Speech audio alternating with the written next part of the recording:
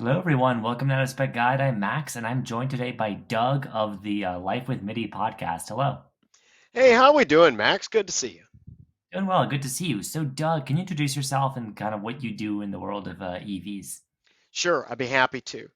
Since 2018, I've had a podcast that has chronicled the experiences we've had with our Teslas. First with a Model 3 named Middie, Middie. Those that follow the podcast know why. And then we now have moved on to a Model Y, July of 2020, where we changed the name to Middy because it's a Model Y. And my focus is to help bring people along with our Tesla experiences.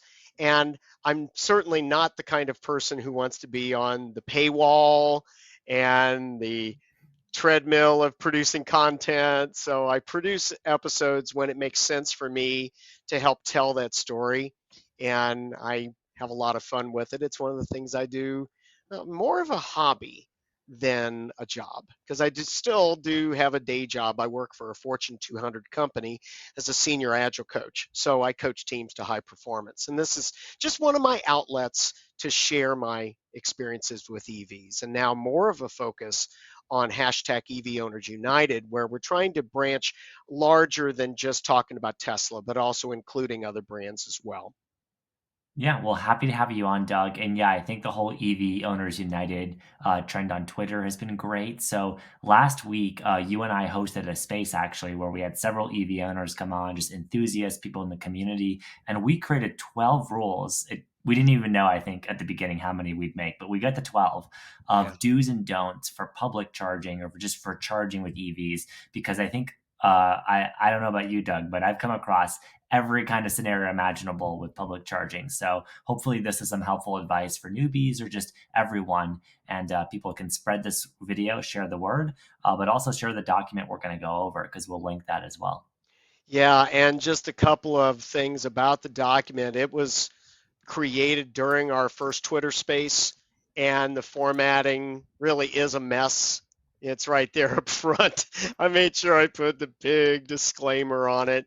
And we need to go through several iterations of revision on this and looking to get some more feedback from people outside of the Twitter space that we did. And I think we may be doing a weekly Twitter space, although I don't know if we're going to launch that. Let's see if it's needed first Yeah. instead of just launching that. We certainly can. I don't have any problem with hosting that.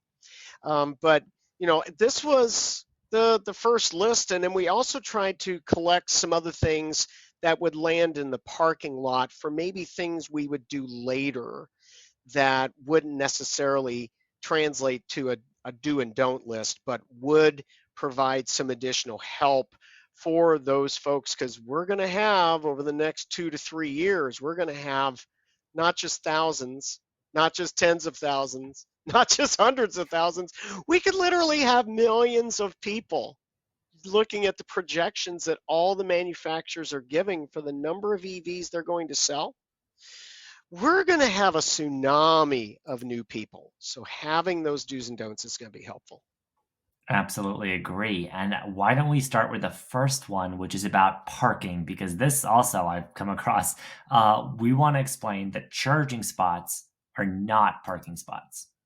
Yeah, this was one that I think it was kind of a no-brainer, and it covers a lot of different scenarios, which I would hope our do's and don'ts as we continue to work on them will evolve into something that's short, sweet, easy to remember, and not some of these I think as we worked on them are still a little bit too pushy. This one I don't think is pushy. I think it's just defining when you use a charging spot, use it for charging. It's not a reserved parking spot because you own an EV. It's not a place to just leave your car after you're done charging, even though you left it plugged in. DC charging stations are going to have idle fees, but unfortunately, I'm sure you've run into this, that at destination chargers, at hotels, at venues, that's a problem. People will tend to just leave their car parked in that spot, even though they're done charging, don't need to charge anymore. So I think this one goes pretty far in setting a good do and don't. Yeah, I totally agree. It's the most common courtesy I think you can extend because these DC chargers are not abundant, right? It's expensive, high grade equipment. So when you park next to one of these stalls, you are using that service, right? And you're not only inconveniencing, obviously, whoever the charge point operator is, be it Electrify America or ChargePoint, but more importantly, the other drivers who might be waiting on you to be able to park and charge there. So, yeah, one, just unplug your car when you're done, and two, once you get that car unplugged, find another appropriate, parking space. Yeah, it would be great. Obviously, I've been thinking about since our meeting on last Thursday, I'm thinking, how in the world are we going to get these out here? And I just keep reminding myself, out of spec guide, great place for us to get this information out from there. I'm hoping that the brand of out of spec will be one of those brands that people will gravitate towards when they're starting to get into the EV lifestyle, because there's a lot of content that out of spec provides, not just car reviews, but also how to charge, and that's going to help so many people. Yeah, well, that's what we're hoping to do, especially with guide. And that kind of brings us to our next point, which is on the topic of DC fast charging generally. You can kind of view it as this thing that you really should use when you're traveling, not as a local. And what do we mean when we say that, Doug?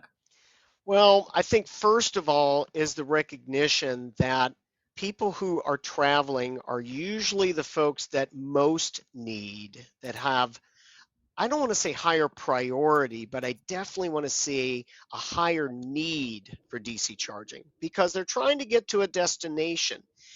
That means that unless they get to their stop for the night, if it's a multi-day, me and my wife are going to be going to Yellowstone soon and celebrate our 40th wedding anniversary.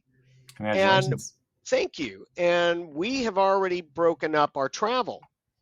If we go to a charging stop and we're not able to get charging because we've got locals that are using it for their place to charge, and they tend to stay there until they're 100%, which means it takes a lot longer for them to use the spot.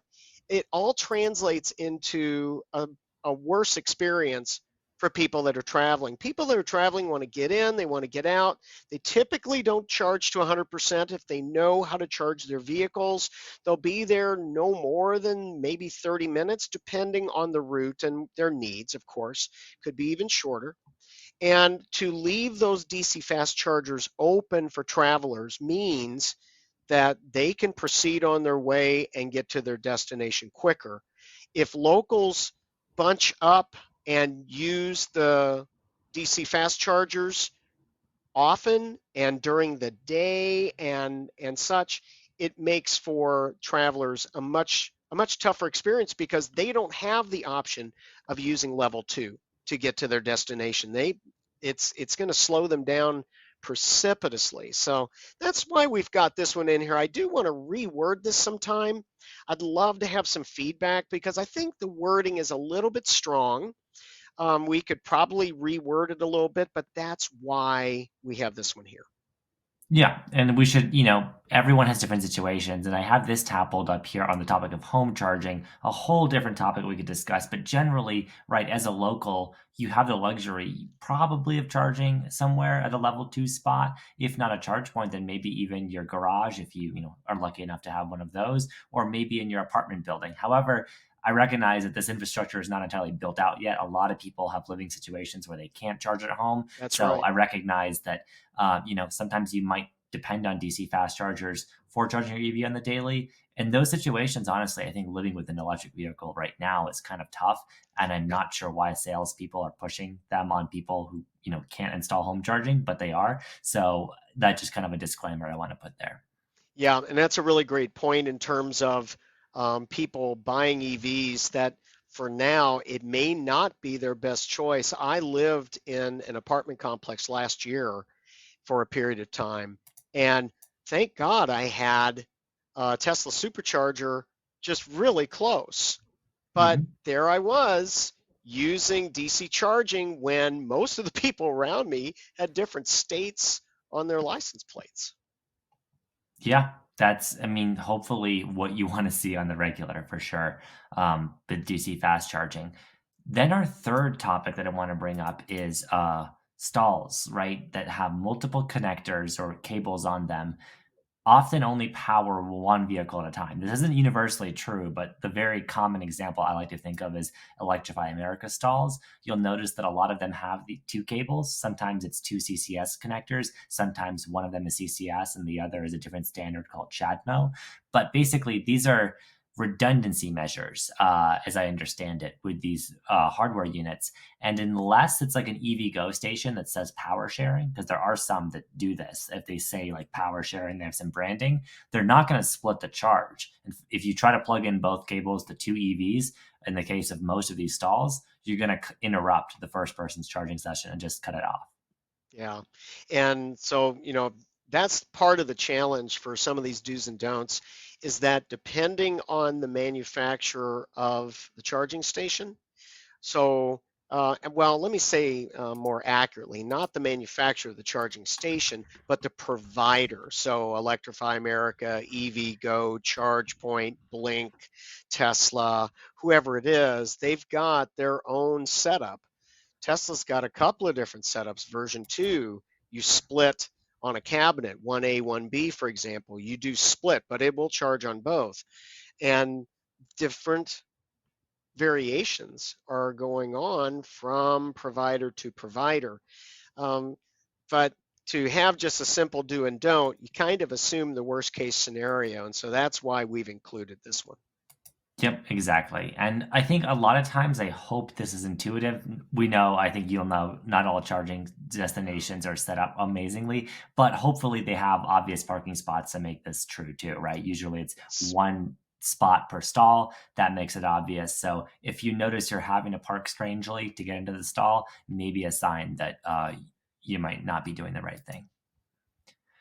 Then our fourth tip here is a don't for basically don't block other adjacent chargers when possible, kind of what I was just talking about. So when you do park, right, these cables aren't particularly long, and every electric car has a port in some slightly different place. Some have them in the front, some of them have them in the back where a fuel door is. So to create the most flexibility for everyone and to leave space, just try to park as designated when you can. Yeah, we're going to find that with now we're seeing Magic Dock rolling out on Tesla superchargers, existing superchargers with their existing lengths of cables that are all designed for Tesla. And I think I can almost predict we're going to have people that the only way they can get to that that dock and be able to plug in CCS is they may have to park sideways, and that's going to be really a bad thing because it's going to prevent other people. And as other people park around the person that's parked sideways, now it kind of blocks them in. So it's that kind of thing. And of course, we put in there, when possible. Obviously, at times of high usage, there's going to be some challenges. And of course, trucks that are pulling a trailer. That Yeah, that's exactly. that's a challenge no matter what. So those are things that you avoid blocking when possible. And it may also be, hey, if you see a bunch of folks starting to gather and you've got 4 spots blocked, as soon as you can get off that charger, please do so you can free that up. Specific point here too with Tesla superchargers. Most of them are these back-in spots, but they actually do have some pull-in spots for the scenario you mentioned. Yes. Folks who are towing or have a trailer. If you see one of those and you don't have a trailer and you have the ability to back in, please do because those are limited, and it's best to leave them open to people who actually need them. Yes. Very good point. Our fifth tip here is a do. It's basically helpful to install every app you can conceive of for the chargers you might use and set up your payment in those apps before your trip. And we actually have videos on the Out of Spec Guide channel going over just this. For EVgo, Electrify America and ChargePoint, who are three of the biggest charge point operators. Tesla is their own system, and I think we're going to have a video just talking about that. But basically, have all the apps for all of these. Now that Tesla has Magic Dock, I think you still use the Tesla app, but you just use a different section of it as a non-Tesla owner. But basically, whichever charging stops you stop at, get those apps installed. Are there any other kind of general purpose apps you think EV owners should have, Doug?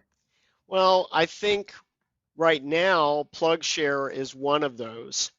And I don't know though that PlugShare is going to be a preferred choice for too much longer. It seems like it's just not keeping up with the needs of the EV community, especially as we're now branching into this new era where we've got Teslas charging at CCS locations because of the CCS adapter. We've Mm-hmm. got CCS cars that are going to be charging very soon now at Tesla superchargers. So now there's going to be this need to see the entire network in place. And PlugShare, I think, is trying to do that. I think each of the individual brands has been trying to do that. I think about Ford with their charging network and such. They've been trying to put these things together. I'm thinking Mercedes in the future. But at the end of the day, all of us need to know what's available. And as we're traveling, there's going to be times where we thought we were going to charge isn't where we're going to charge.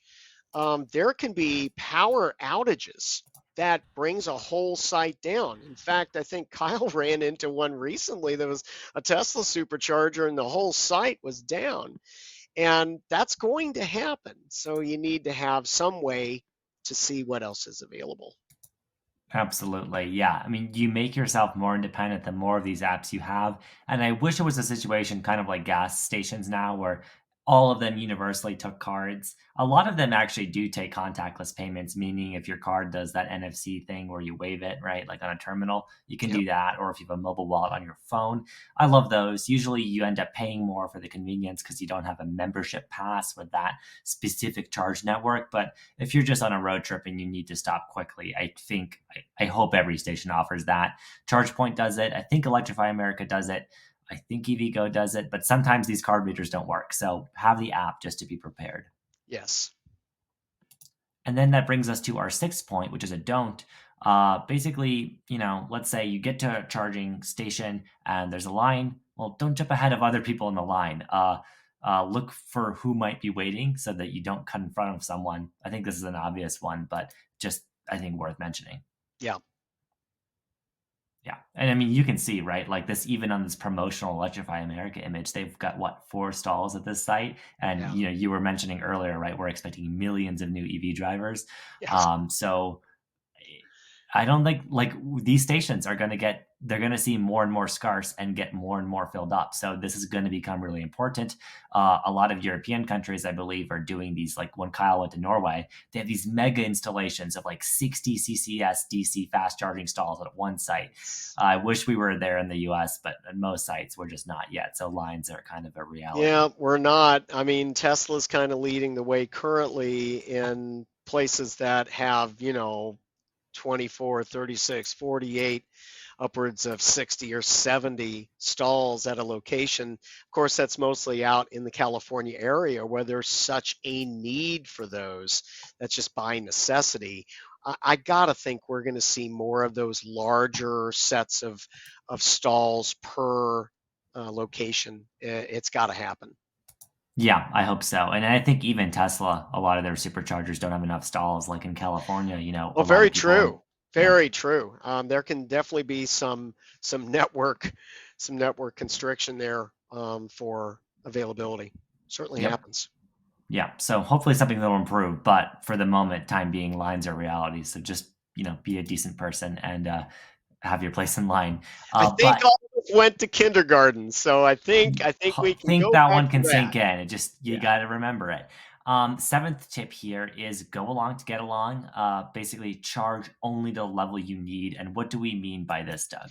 Well, a couple of things we're trying to watch out for here is that Some people will, because they get free charging, they will tend to let their car charge to 100% every single time. And there could also be, I think, new EV owners behaving with charging like they would with their gas car. They think, oh, well, it's time for me to fill up. And so, especially with manufacturers that are providing free charging, there's a tendency there. Oh, I'm just going to go ahead and fill up to 100. Well, the fact is that for most cars, that charging curve of that last 10% is brutal, and it just gets slower and slower and slower as you approach 100. And that's the worst thing you can do when you've got people needing to charge, because you could sit there for 30 to 45 minutes for that last 10%. Two other people could have gotten their 20 to 25%. They could have gotten what they needed and been on their way. So we're instead of blaming people or calling people out to say you shouldn't charge to 100, because sometimes you have to. I've been on road trips where I did need to go to 100% to get to my next stop with about 20% left, 20% rule. But we want to make sure we're encouraging people, charge only to what you need and then move on. And let's all get along. Let's all understand we're sharing the same resources. So go along to get along is a common phrase that we added to this to set the tone for charge only to what you need.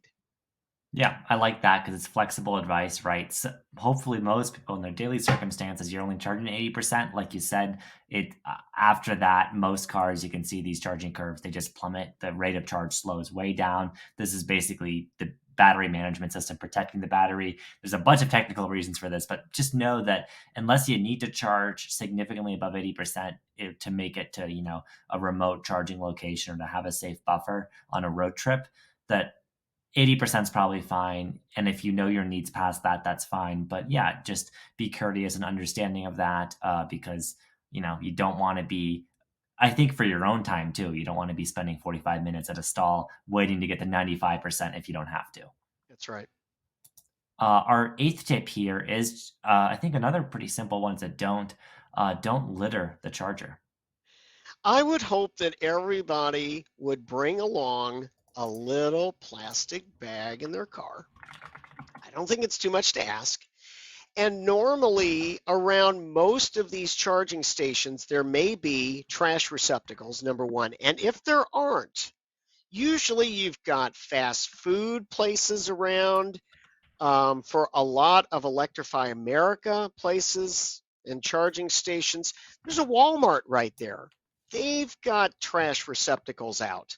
So it's not too much to ask to go ahead and take care of your own trash. Put it in a bag and take it someplace close. Use the trash receptacle and don't leave things behind. I do choose, I'm like a few people in the Tesla community, we volunteer to clean our local superchargers. We adopt our supercharger.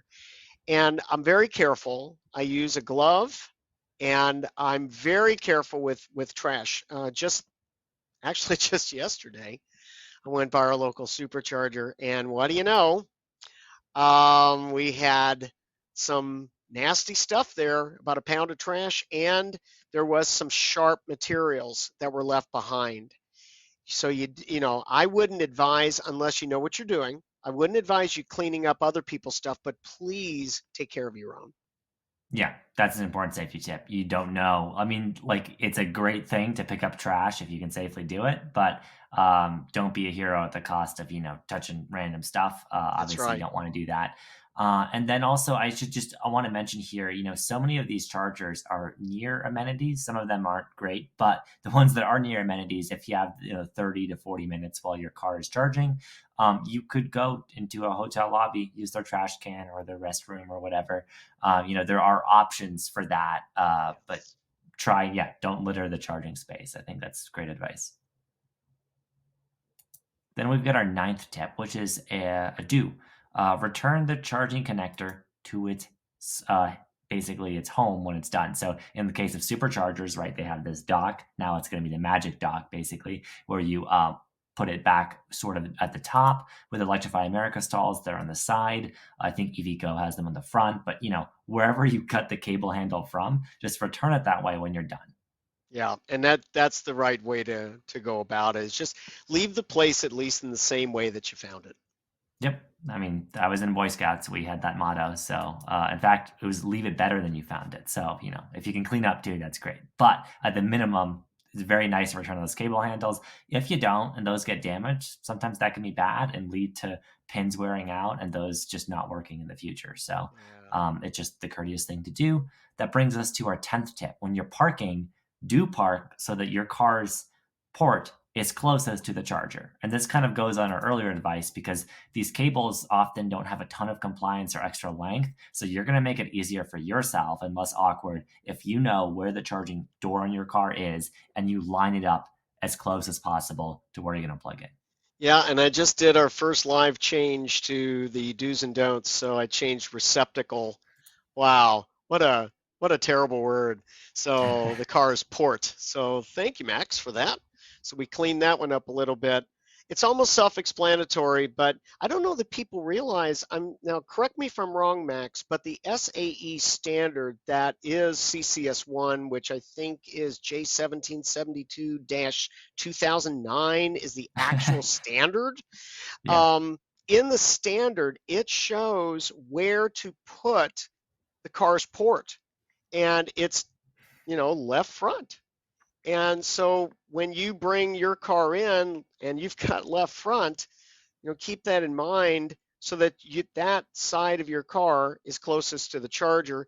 That's going to be one of the challenges we're going to have with Tesla superchargers and the Magic Dock, because to be able to do that and be able to get to the plug, you're probably going to have to plug into, unfortunately, the one over one to get to Yeah. it. So that I'm sure we're going to see that a lot. But do the best you can to park so your car's port is closest to the charger you're going to use. Yep, there are some odd ducks like the Nissan Leaf that put it right in the front center, and I actually kind of like that location, but Yeah. most cars don't do that. Left front, you see it on a lot of things like Mustang Mach-E, That's a and question too, Max. Does the yeah, Aria, the new Aria, I don't even know where the charge the port is Aria. on it. Oh, you know what? Ah, Aria, shoot, yes. I should know with Aria because I edited a video about it. We have out of spec detailing. Our friend Colton detailed one. I forget. I think it's still in the front, but it might. I don't think it's the front center like the Leaf was. Oh man. I Um, mean, because that's a really I tell you, I'm with you. It's a really good place. Yeah, and they did a good job with the design, but a lot of these cars want traditional looking hoods, so they try to stick it where a fuel door would be. Sometimes meaning it's the rear, like Tesla does the rear driver's side with their tail light. But everyone's different, so just know your car and line up your parking accordingly. Our 11th tip is a quick one. Follow Rate Your Charge if you're on Twitter and you use Twitter. Follow Rate Your Charge. It is a service that out of spec is kind of starting. We've started this business basically that's currently just a Twitter account and a Google form where you can submit your charging experiences with a picture or a video, basically describing, hey, here's how I plugged in. Did it work? Did it not work? Am I getting the full charging speed? What are the amenities nearby, etc. We want to turn this into a full featured app, and we're actually working right now with the developers on it. But if you're a nerd or enthusiast like us, you can help contribute to Rate Your Charge already by just sending us tweets, tagging us, and following the account.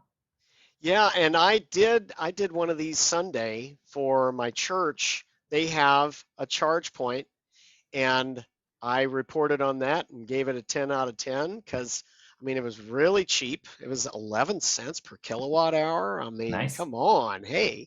That's almost Um, residential rates, yeah. it is almost Oh, in residential. California, yeah.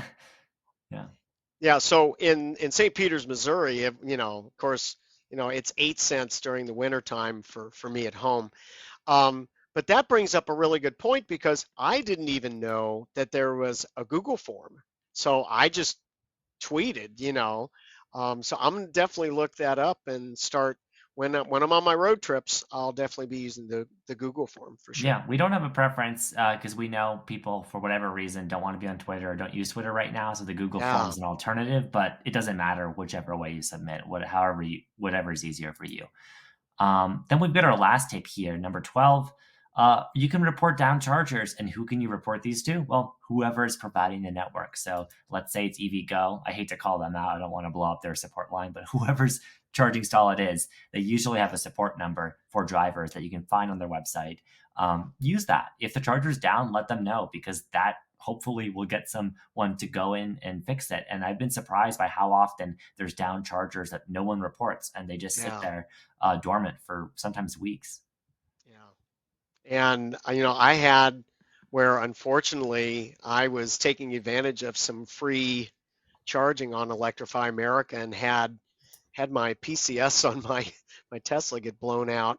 Oh no. On well, I hit the button on the wand and the owner's manual, which I didn't know existed until this happened, said, "Don't hit the button on the wand. You got three other ways to stop charging," and I didn't do that, and it resulted in damage to my car. Tesla fixed it under warranty, no problem, but it also left the charger in disarray. It was down. It was literally thinking it was charging and it wasn't.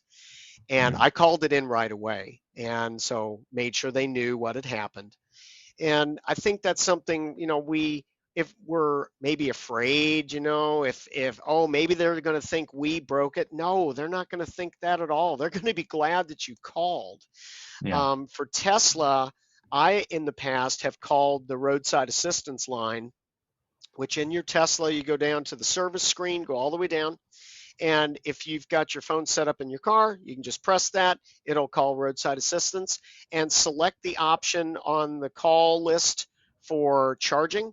And you can report any supercharger that is down. They'll be happy that you reported it. Yep, can't agree enough with that.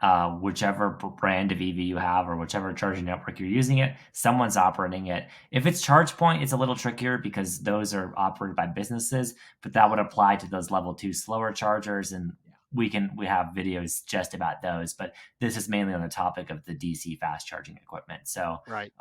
usually, yeah, there is a number to call. It's great that Tesla does it through the app, and I think the stalls even have the number as a sticker usually on them if they're in good condition. Hopefully, you can read that as well.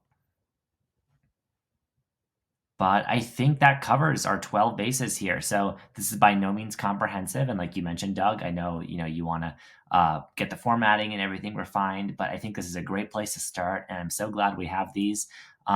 Anything else you want to say towards the future in terms of next steps people can take in their EV journey for just being nice, courteous citizens? Yeah, I think in the Twitter sphere, we have very strong, passionate people for every brand. And I'm very passionate about Tesla, but what I've recognized is that we have a great EV community. EV Owners United is a hashtag that I'm currently using to try to exemplify. I think we can help each other more than point out the pluses and minuses of everybody's approach, whether it's charging stations, charging standards, cars, you name it, about EVs. And I'd encourage people, stay passionate about your brand, yet you don't need to talk down other people's choices. There's plenty Yeah. of room for all of us to have made the choice that makes sense for us. We can discuss why we made it, yet leave room for other people to make their choices and support them, because Yeah. there's going to be so many of us who are going to be joining this EV owners community in the next few years. We need to be as supportive as we can be, because those new EV owners, I got a feeling some of them are going to run into some of us folks that have been around for a while, and we can help them. But of course, always remember, people, if you do try to help somebody, make sure that you're giving them the option to be helped. Yeah, don't be Um, condescending. Don't, yeah, impose on people who don't want you to exactly. interrupt them. Yeah, I think one of the things we covered that's later down in the list is that the etiquette for helping somebody else should be you simply offer the help and then totally up to the person. And you can usually tell, yeah, you're bringing it up here. If a person seems to need help and seems to be getting frustrated and you feel comfortable, ask first, do you need some help? And then it's up to them whether they want the help or not. And then if they don't want the help, say no problem and move on. Don't need to be pushy about any of these things. But certainly, I got a feeling we're going to be helping each other in the future. Yeah, we're gonna have to be. It's not ideal, but I think it is nice. Why I think why part of the reason we started this is we saw, I think, tweets from people leaving notes in other people's cars and just being nice and courteous, or Yeah, plugging in because they clearly forgot to plug in, but their charge door was open, but they didn't have the thing plugged in. There are these little acts of kindness and just being a good person you can do, I think, in this community, in a way that's not condescending. Because if you're watching this, you probably know a little bit more about EVs, and like Doug mentioned, maybe you're in the position to help other people. So yeah, never be. I think I hate people who. I mean, like, if you want to rep your brand, that's great, but you don't need to be militant about it. yeah, If someone's charging at a Tesla supercharger with the Magic Dock, that's fine. Don't look down on them. If you see a Tesla at an EA station with a CCS1 adapter, don't look down on them. You don't know why they yeah. stopped there. Uh, there's a lot of, I mean, Kyle's talked about this, right? You get looks when you charge a car in a place where people don't expect it to be charged. I hope that goes away, but that's just, something we hope that this can help make a difference for. And I think over time, Max, we are going to see that change because right now it's a new phenomena, very new, and especially what it's going to be new. And I put the Tesla faithful in, and give them a little bit of heads up here. We're not opening the entire supercharger network. It's 7,500 total, and part of that is going to be destination chargers that will have a J1772 either along with a Tesla connector or in spite of a Tesla connector, because most Teslas come with a J1772 adapter. Right. But it's not going to be the entire network. So I want to put our Tesla folks at ease, and that encouragement when you have somebody that has a non-Tesla at the supercharger in the near future. Don't look down on them. Don't Mhm. sneer at them. Don't give them the evil They're probably stare. helping pay for the supercharger because they probably are going to have to pay way more per kilowatt hour, which is It which very is fair to well me. could, yeah, it very Yeah. well could be that they're going to be paying a premium. We don't know that yet. We don't have any guidance on it, but that certainly could be. So let's be appreciative of folks that have committed to the EV lifestyle and support them no matter their car and no matter where they're charging. Couldn't agree more. Well, thank you so much for joining me, Doug. People No can problem. obviously find you on Twitter, but also the podcast when you release it is there as well. All right. Hey, thanks, Max, for having me on the program. And, I can come back anytime, anytime I can be of help. My pleasure. Well, thanks so much for joining us, and see you next time. See ya.